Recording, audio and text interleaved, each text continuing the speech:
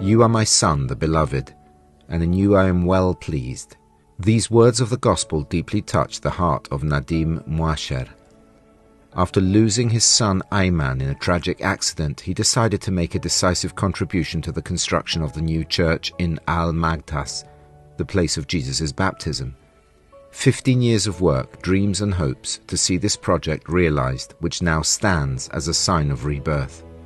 At the press conference, Cardinal Pizzaballa, Latin Patriarch of Jerusalem, accompanied by the new Patriarchal Vicar for Jordan, Monsignor Toual, and the Jordanian Minister of Tourism, Lina Hannab, called on all Christians to visit the holy sites.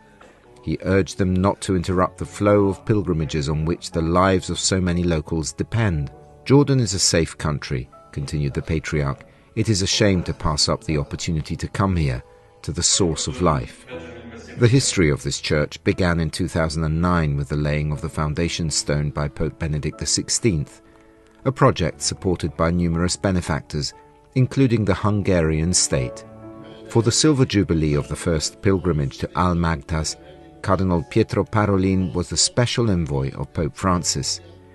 He was the one who consecrated the church, now entrusted to the Fathers of the Incarnate Word. A celebration attended by 6,000 faithful, a tangible sign of a living and vibrant community. "We are at the lowest point on earth," the Cardinal highlighted in his homily, "but it is precisely here that God has come to meet us. It is no coincidence that the Church shares the same axis with the Holy Sepulchre in Jerusalem. From baptism to resurrection, the entire mystery of salvation unfolds in these places. And it is the site of the baptism of Jesus, identified in the 1990s by Franciscan archaeologist Michele Piccirillo, that carries within itself a stratification of sacred history. Here the chosen people crossed the Jordan to the Promised Land. Here Elijah was taken up into heaven. Here John baptized Jesus. The passage of the people through the Jordan, recalled Parolin, anticipated our passage to eternal life through the waters of baptism. In the rite of consecration, the altar was anointed with the sacred chrism, as were the walls on the four sides of the temple. Water from the river Jordan was poured into the baptismal font and sprinkled over the faithful and the walls of the church.